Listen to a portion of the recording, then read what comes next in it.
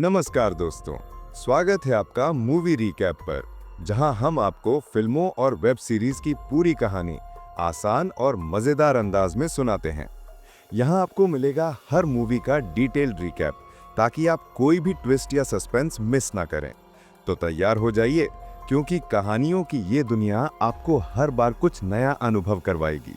कहानी की शुरुआत एक भयावह दृश्य से होती है, जहां कुछ लोगों को अमानवीय यातनाएं दी जा रही हैं। एक व्यक्ति उबलता हुआ पानी उनके शरीर पर डालता है, जिससे उनकी त्वचा छिल जाती है और वे तड़प उठते हैं। कुछ लोगों को जिंदा जला दिया जाता है, जबकि दूसरों को घंटों तक पानी में डुबोकर मार डाला जाता है। इनमें से एक प्रमुख व्यक्ति हैं क्रिस्टोबो फरेरा, एक ईसाई पादरी, जिसे इन क्रूर यातनाओं को देखने के लिए मजबूर किया जाता है। इन लोगों ने फरेरा के कहने पर ही ईसाई धर्म अपनाया था, और अब उसी के लिए उन्हें ये सजा भुगतनी पड़ रही है। ये वो समय है, साल 1663, जब जापान में किसी भी बाहरी धर्म को फैलने की इजाज़त नहीं थी। जो कोई भी धर्म परिवर्तन की कोशिश करता, उसे जापानी शासक बेरहमी से मौत के घाट उतार देते थे।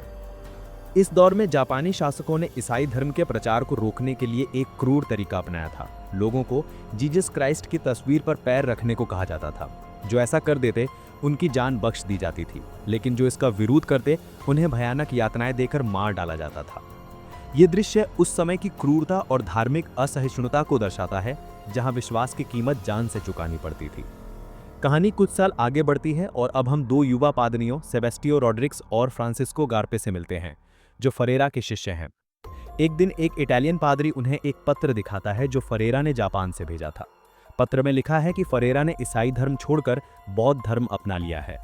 ये खबर दोनों शिष्यों के लिए सदमे जैसी है, क्योंकि फरेरा उनके लिए एक प्रेरणा थे, जो जीसस के लिए अपनी जान देने को तैयार रहते थे। इस खबर पर यकीन करना उनके लिए मुश्किल है। वे फैसला करते हैं कि वे जापान जाकर फरेरा से मिलेंगे और सच्चाई का पता लगाएंगे। हालांकि इटालियन पादरी उन्हें ऐसा करने से मना करते हैं। वे चेतावनी देते हैं कि जापान अब ईसाइयों के लिए बेहद खतरनाक है और वहां जाने का मतलब है अपनी जान को जोखिम में डालना। लेकिन सेबेस्टियो और फ्रांसिस्को की जिद के आगे वे हार मान लेते हैं। अगले दिन दोनों एक चीनी व्यक्ति से मिलते हैं, जो उन्हें गैर कानूनी तरीके से जापान ले जाने का वादा करता है।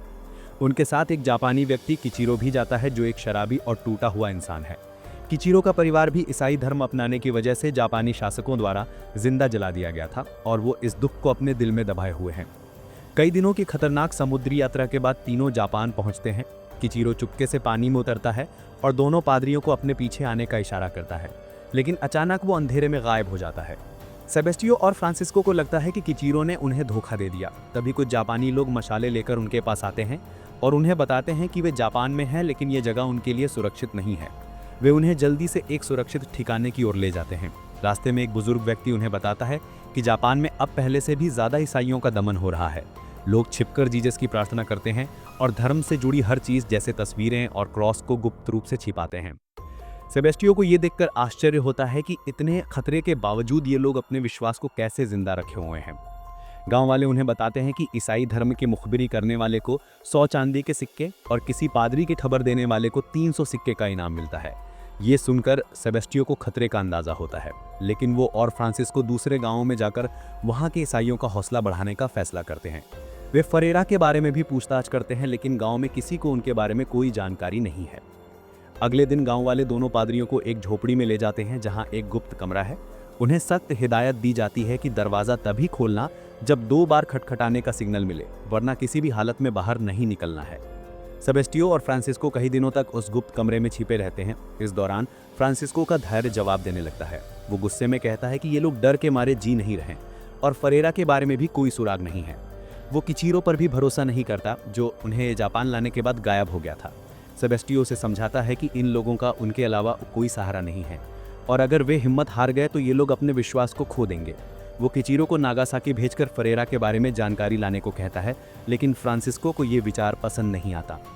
कई दिन बीत जाते हैं और दोनों पादरी उसी गुप्त कमरे में छिपे रहते हैं। एक दिन फ्रांसिस्को का सब्र टूट जाता है और वो बाहर निकलकर खुले आसमान के नीचे लेट जाता है।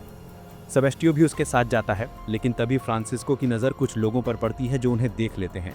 दोनों डर कर तुरंत झोपड़ी में वापस छिप जाते हैं और पूरे दिन बाहर नहीं निकलते।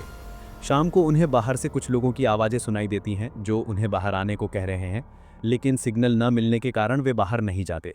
सेबेस्टियो को लगता है कि शायद वे किसी दूसरे गांव से हैं और मदद मांगने आए हैं। फ्रांसिस्को के मना करने के बावजूद वो बाहर निकलता है और देखता है कि कुछ लोग वाकई मदद की तलाश में हैं। सेबेस्टियो उनके घावों की मरहम पट्टी करता है और उनकी सलामती के लिए प्रार्थना करता है। वे लोग बताते हैं कि किचीरो ने उन्हें पादरियों के बारे में बताया था। वे ये भी खुलासा करते हैं कि किचीरो पहले ईसाई था। 8 साल पहले जब उसके परिवार को पकड़ा गया तो उसे जीसस की तस्वीर पर पैर रखने को कहा गया। किचीरो ने डर के मारे ऐसा कर लिया और अपनी जान बचा ली, लेकिन उसकी पत्नी और परिवार ने ऐसा करने से इनकार कर दिया। परिणाम स्वरूप उन्हें किचीरो के सामने जिंदा जला दिया गया। ये सुनकर सेबेस्टियो और फ्रांसिस्को को किचीरो के दुख का अंदाजा होता है और उन्हें उसके लिए दया महसूस होती है। अगले दिन सेबेस्टियो अन्य गांव में जाकर ईसाइयों का हौसला बढ़ाने का फैसला करता है, लेकिन गांव का मुखिया मोकिची उसे रोकता है क्योंकि वहां जाना बेहद खतरनाक है। फिर भी सेबेस्टियो जाने का फैसला करता है, जबकि फ्रांसिस्को गांव में रुककर लोगों का सहारा बनता है। सेबेस्टियो एक नए गांव में पहुंचता है जहां लोग उसका गर्मजोशी से स्वागत करते हैं। वो देखता है कि इतनी मुश्किलों के बावजूद इन लोगों ने अपने विश्वास को बनाए रखा है। वहां उसे एक बुजुर्ग व्यक्ति मिलता है जो बताता है कि उसने फरेरा को आखिरी बार नागासाकी में देखा था, जहां सभी ईसाइयों को ले जाया जाता है। सेबेस्टियो गांव वालों को अपने विश्वास को मजबूत करने के लिए छोटी छोटी चीज़ें देता है, जैसे भूसे से बने क्रॉस और अपनी माला के मोती। ये चीज़ें पाकर लोग बेहद खुश होते हैं। वो किचीरो को भी एक मोती देना चाहता है, लेकिन किचीरो खुद को सबसे बड़ा पापी मानता है और वहाँ से भाग जाता है। सेबेस्टियो को एहसास होता है कि किचीरो को सबसे ज़्यादा मदद की ज़रूरत है। वो उसे ढूंढकर कन्फेशन के लिए मनाता है।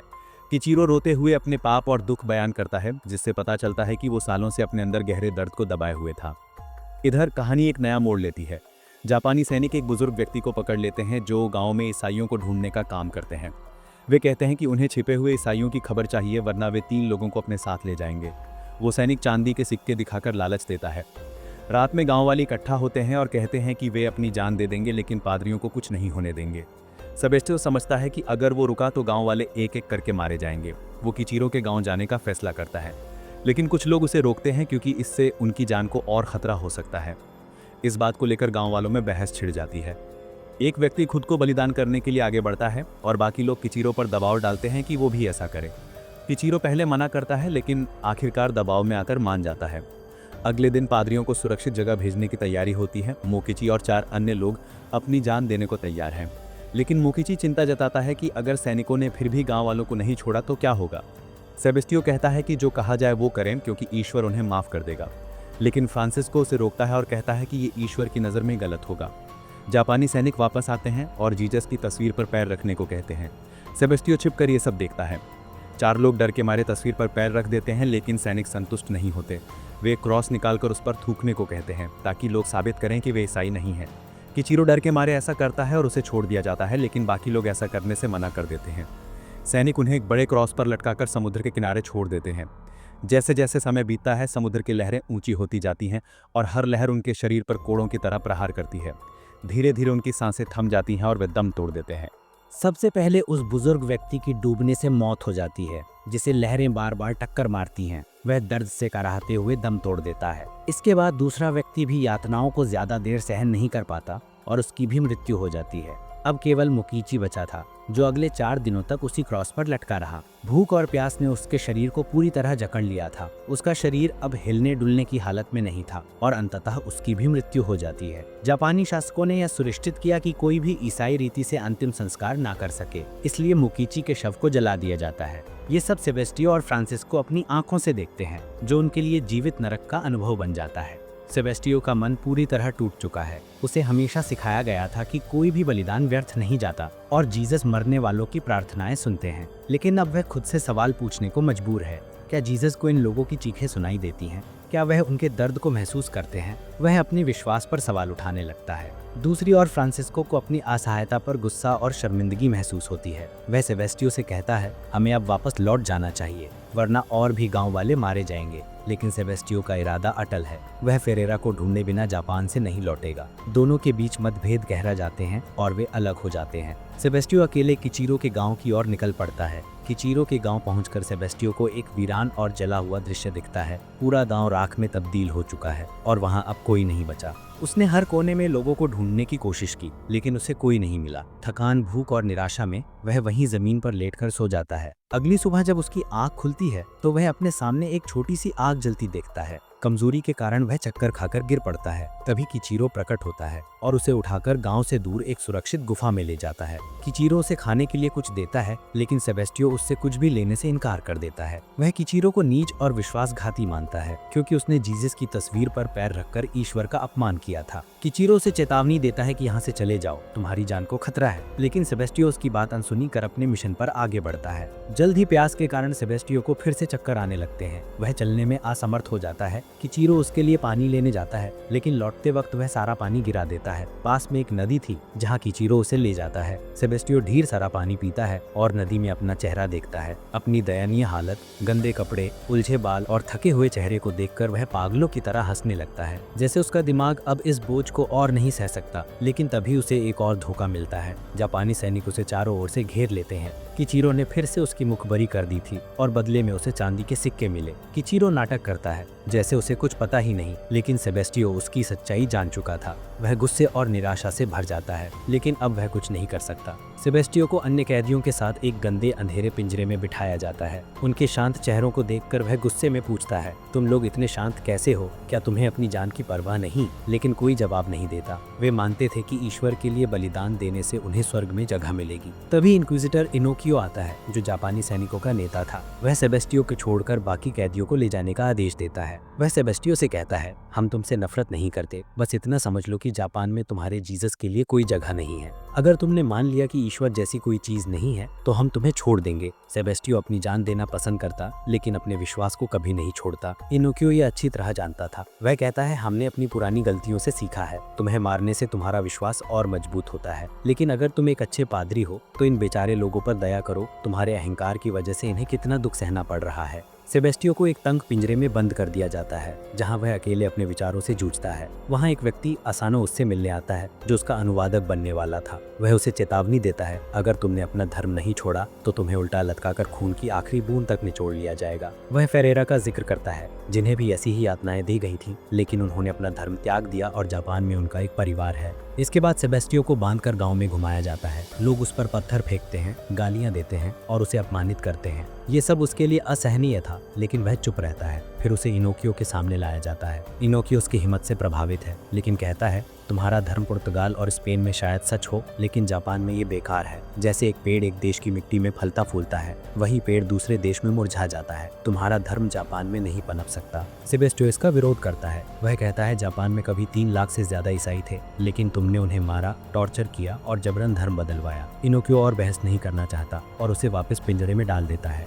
एक दिन किचीरो सेबेस्टियो से मिलने आता है। वह रोते हुए कहता है कि उसने पैसे के लिए धोखा नहीं दिया, लेकिन गार्ड्स उसे मारते हैं और उसे भी बंद कर देते हैं। अन्य कैदी सेबेस्टियो को चेतावनी देते हैं कि किचीरो जासूस है, लेकिन सेबेस्टियो उसे माफ कर देता है। वह मानता है कि किचीरो का दुख उसकी गलतियों से बड़ा है। अगले दिन कुछ ईसाइयों को बाहर निकाला जाता है और जीसस की तस्वीर पर पैर रखने को कहा जाता है। डर के मारे कोई ऐसा नहीं करता। गार्ड से एक व्यक्ति का सिर काट देते हैं और उसे वहीं दफना देते हैं। फिर एक अन्य व्यक्ति, जिसे हफ्तों से यातनाएं दी जा रही थी, डर के मारे तस्वीर पर पैर रख देता है और उसे छोड़ दिया जाता है। शाम को सेबेस्टियो को फिर से इनोकियो के सामने लाया जाता है। इनोकियो से एक कहानी सुनाता है। एक व्यक्ति की 4 खूबसूरत बीवियां थी जो आपस में लड़ती थी। परेशान होकर उसने उन्हें अपने महल से निकाल दिया और उसकी जिंदगी में शांति लौट आई। इनोकियो कहता है, जापान उस व्यक्ति की तरह है और 4 बीवियां इंग्लैंड, स्पेन, हॉलैंड और पुर्तगाल हैं। अगर हम इन्हें निकालना चाहते हैं तो इसमें क्या गलत है? सेबेस्टियो जवाब देता है, वह व्यक्ति समझदार था। इनोकियो कहता है, जापान में बाहरी लोगों के लिए कोई जगह नहीं है। अगले दिन सेबेस्टियो देखता है कि जापानी सैनिक ईसाई लड़कियों को जबरन ले जा रहे हैं। उसे भी समुद्र के किनारे ले जाया जाता है,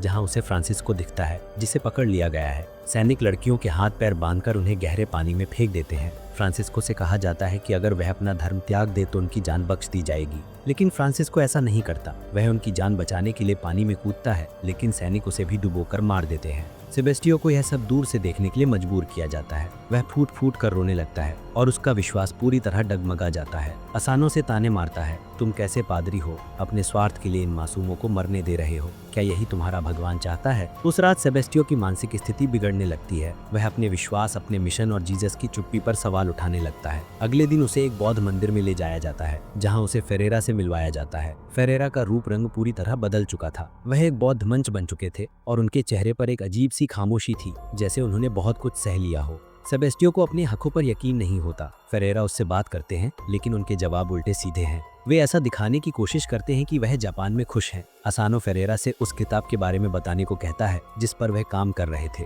सेबेस्टियो को पता चलता है कि जापानी फेरेरा से ईसाई धर्म के खिलाफ किताबें लिखवा रहे हैं ताकि यह धर्म जापान में कभी न पनपे। फेरेरा सेबेस्टियो से कहते हैं, मैंने 15 साल तक यहाँ ईसाई धर्म का प्रचार किया, लेकिन अब मुझे समझ में आ गया कि जापान को जीसस की जरूरत नहीं है। बेहतर होगा कि तुम भी यह जल्दी समझ लो। असानो कहता है, बुद्ध ने कभी खुद को जीसस की तरह इंसान से ऊपर नहीं माना। किसी को भी किसी के धर्म में दखल नहीं देना चाहिए। फेरेरा सेबेस्टियो को चेतावनी देते हैं कि अगर उसने इनकी बात नहीं मानी तो उसे उल्टा लटकाकर खून की आखिरी बूंद तक निचोड़ लिया जाएगा। एक फ्लैशबैक में दिखाया जाता है कि फेरेरा ने भी जीसस की तस्वीर पर पैर रखा था, जिसने उन्हें अंदर से पूरी तरह तोड़ दिया था। असानो सेबेस्टियो से कहता है, तुम जापान के आखिरी पादरी हो। हम तुम्हें मारने के बजाय ईसाइयों को यातनाएं देंगे जब तक तुम अपना धर्म न छोड़ दो। अगले दिन सेबेस्टियो को इनोकियो के घर ले जाया जाता है। रास्ते में लोग उस पर पत्थर फेंकते हैं। असानो कहता है, देखो तुम इनके लिए आए थे और यही तुमसे नफरत करते हैं। रात को सेबेस्टियो को कैदियों की चीखें सुनाई देती हैं जो उसके कानों में सुई की तरह चुभती हैं। फेरेरा फिर से उससे मिलने आता है और कहता है, जब मैं इस जेल में था तब मैंने भी दीवारों पर कुछ लिखा था। अगर तुम प्रार्थना करना चाहते हो तो अपनी आंखें खोलकर करो। सेबेस्टियो देखता है कि 5 ईसाइयों को उल्टा लटकाकर उनका खून निकाला जा रहा है। वह उन्हें धर्म त्यागने को कहता है, लेकिन फेरेरा बताता है कि ये लोग पहले ही ऐसा कर चुके हैं। इन्हें तुम्हारी वजह से यातनाएं दी जा रही हैं। इनकी बात मान लो और क्रिश्चियन धर्म छोड़ दो। अगर जीसस तुम्हारी जगह होते तो वे भी यही करते। जीसस की तस्वीर सेबेस्टियो के सामने रखी जाती है। सभी की नजरें उस पर टिकी हैं। वह जीसस की ओर देखता है और उसे एक आवाज सुनाई देती है, मानो जीसस खुद कह रहे हो, मेरे ऊपर पैर रख दो। सेबेस्टियो का विश्वास, उसकी हिम्मत और उसका संकल्प टूट जाता है। वह आंसुओं के साथ तस्वीर पर पैर रख देता है। इसके बाद असानो सभी कैदियों को छोड़ने का आदेश देता है। सेबेस्टियो का जीवन अब पूरी तरह बदल जाता है। वह एक बौद्ध मंच का रूप धारण कर लेता है। बच्चे उसका मजाक उड़ाते हैं, लेकिन अब उसे कुछ भी महसूस नहीं होता। वह जापान का आखिरी पादरी था और इसके बाद चर्च ने अगले 250 साल तक जापान में कोई पादरी नहीं भेजा। सेबेस्टियो का काम अब बाहरी धार्मिक वस्तुओं, खासकर क्रिश्चियन धर्म से जुड़ी चीजों को जापान में प्रवेश करने से रोकना था। केवल डच और यूरोपीय व्यापारियों को वहां व्यापार की अनुमति थी। समय बीतता है और फेरेरा की मृत्यु हो जाती है। सेबेस्टियो को सारी जिम्मेदारी संभालनी पड़ती है। एक दिन इनोकियो उसे बुलाता है और बताता है कि एक जापानी व्यक्ति की मृत्यु हो गई है और अब सेबेस्टियो को उसकी पहचान और परिवार के साथ रहना होगा। उसकी पत्नी अब सेबेस्टियो की पत्नी होगी। इनोकियो ये भी कहता है कि कुछ ईसाइयों को छोड़ दिया गया है ताकि सेबेस्टियो को अच्छा लगे। साल बीतते जाते हैं और सेबेस्टियो बूढ़ा हो जाता है। जापानी शासक हर कुछ महीनों में उसे जीसस की तस्वीर पर पैर रखवाते हैं ताकि उसका विश्वास पूरी तरह खत्म हो जाए। किचीरो, जो अब तक सेबेस्टियो के साथ था, एक दिन एक धार्मिक तस्वीर के साथ पकड़ा जाता है और फिर कभी नहीं दिखता। सन 1662 में सेबेस्टियो की मृत्यु हो जाती है। कहा जाता है कि उसकी पत्नी ने उसकी मृत्यु पर एक भी आंसू नहीं बहाया। अंत में सेबेस्टियो का अंतिम संस्कार बौद्ध रीति रिवाजों के साथ किया जाता है, लेकिन उसके हाथ में एक छोटा सा क्रॉस होता है जिसे उसने सालों तक छुपा कर रखा था। यह क्रॉस उसके साथ जलकर राख हो जाता है और उसका विश्वास एक रहस्य बनकर रह जाता है। ये कहानी विश्वास, बलिदान और मानव मन की जटिलताओं की गहरी पड़ताल करती है, जहां एक व्यक्ति अपने आदर्शों और वास्तविकता के बीच फंसकर टूट जाता है। उम्मीद है कि आपको यह कहानी पसंद आई होगी। यह एक सच्ची कहानी है जो विश्वास की शक्ति और उसकी कीमत को दर्शाती है। धन्यवाद। अगली कहानी में फिर मिलेंगे।